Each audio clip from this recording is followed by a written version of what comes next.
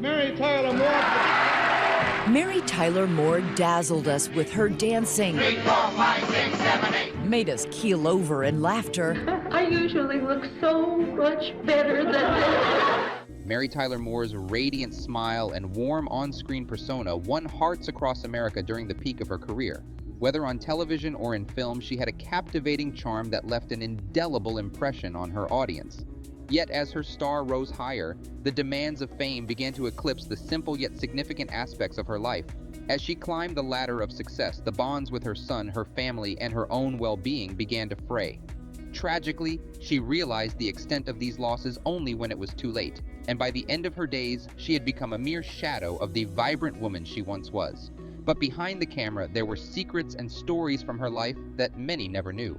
Let's dive into some of the untold stories from her life while you enjoy some of her rare photos. Born on December 29, 1936, Mary was the eldest child of Marjorie and George Tyler Moore. The family of Irish Catholic descent settled in the Flatbush area of Brooklyn. Raised in a religious household, Mary developed a strong moral foundation and a sense of belonging to her community. This mix of innocence and curiosity was a hallmark of her early years. Yet, in her autobiography, Mary disclosed a harrowing event that shattered her youthful innocence. At just 6 years old, she faced a traumatic ordeal: abuse at the hands of a man known to the family as Mr. Archer. This wasn't just a physical violation, it wounded her deeply, leaving emotional scars that would endure for a lifetime. When Mary found the bravery to tell her mother what had happened, her words fell on disbelieving ears. Her mother's response was a firm denial. "No, that's not true." This rejection by her mother was a profound betrayal, adding another layer of hurt to an already painful chapter of her life. As Mary reflected on this time, she realized the long-lasting impact it had on her, shaping her in ways that would influence her throughout her career and personal life. She shared in her book that her mother's refusal to believe her about the abuse was a different kind of hurt. It was an emotional blow that hurt even more than the abuse itself. Eventually, the Moore family left Brooklyn and settled in Los Angeles. There, Mary attended schools like St. Ambrose and Immaculate Heart High School, where she began to explore her love for singing and dancing. Mary's first step into the entertainment industry was as a dancer in TV commercials. She played a dancing elf to sell household appliances in the 1950s. Her life took a turn when she married Richard Meeker, a 28-year-old salesman, and quickly became pregnant. Because of her pregnancy, she had to stop doing the commercials. Despite this, she didn't leave show business. She landed a unique role on the Richard Diamond Private Detective TV series. Although she only appeared as a pair of legs and her voice, her sultry tone was a hit, especially with male fans who sent in lots of fan mail. Mary also appeared on other TV shows, but her big break was still ahead. It came when she was cast as Laura Petrie, Dick Van Dyke's wife, on The Dick Van Dyke Show. Laura was a fresh take on women on TV. She wasn't just a housewife, but a smart, funny, and energetic person. Mary's portrayal of Laura won her an Emmy in the hearts of viewers. She didn't think she would ever win an Emmy again, but this was just the start of her amazing career. However, even with her success and joy at work, Mary's personal life was not as happy. At home, she felt empty. Her marriage was struggling and it didn't give her the support she needed. She and her husband divorced in 1961, which was tough on their son Richie. He really liked his dad and didn't feel as close to his mom. Mary was focused on her career, something she would later wish she had handled differently. With her husband out of the picture, she threw herself into her work on The Dick Van Dyke Show. When the show ended in 1966, Mary kept busy with different roles in movies and TV.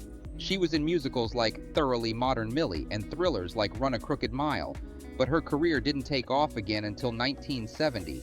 That year, after a music special with Dick Van Dyke, Mary and her new husband Grant Tinker sold an idea for a new show to CBS.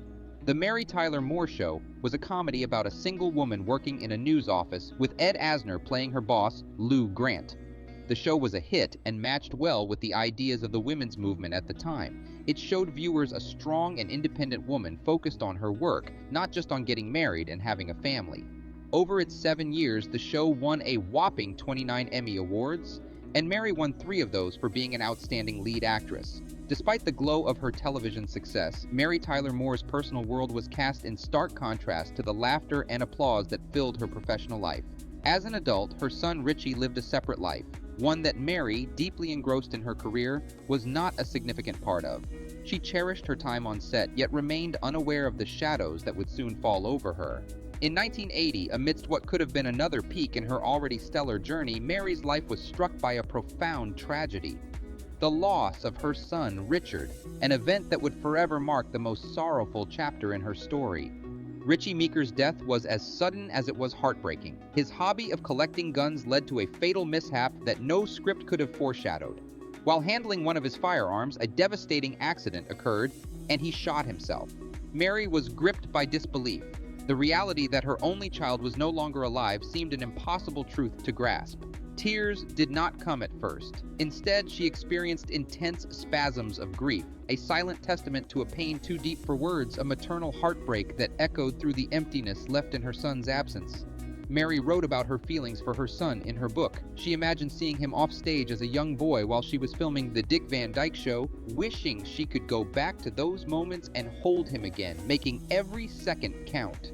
During this hard time, Mary was also dealing with other sorrows. Just 2 years earlier, she had lost her sister, and her marriage to Grant Tinker was falling apart. She turned to drinking, which didn't help, especially since she had been diagnosed with diabetes when she was 33. She had to give herself insulin shots every day, and drinking made her health even worse.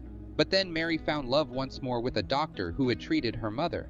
At first, she was shocked by the idea of marrying someone close in age to her late son, but she was won over by this man's kindness and intelligence. Mary and the doctor got married on November 23, 2019. After 2 difficult marriages, it seemed Mary had found true happiness with someone she really loved. By the early 80s, Mary Tyler Moore's stardom had dimmed slightly, yet she remained a beloved figure in the entertainment world. A year into her marriage with Levine, Mary took a significant step towards personal healing by seeking help for her addiction issues. She entered rehab at the Betty Ford Center, emerging with renewed strength and clarity. Her artistic spirit remained undimmed, as evidenced by her Tony Award-winning performance in Whose Life Is It Anyway in 1980. Mary continued to grace the screen in a series of television movies such as First You Cry, Heart Sounds, Lincoln, and Stolen Babies, the last of which secured her another Emmy Award. As the 80s marked a period of resurgence for Mary, the dawn of the 90s brought a series of personal challenges. Her brother John battled kidney cancer, enduring unbearable pain throughout his illness. In an act of desperation to ease his suffering, Mary attempted to provide high doses of morphine, but her efforts were in vain, as John had become resistant to the medication. Witnessing her brother's distressing decline deeply affected Mary. Amidst the loss and heartache, Mary faced her own health battle. Her diabetes, which she had been managing for years, began to assert a firmer grip, particularly affecting her eyesight. The affliction created substantial obstacles, challenging her independence and altering the way she interacted with the world. The luminous eyes that once sparkled on screen were now navigating a world growing increasingly dim. Her husband revealed that by the time she was honored with a SAG Award in 2012, her vision had deteriorated to the point where she needed to be guided off camera to the podium.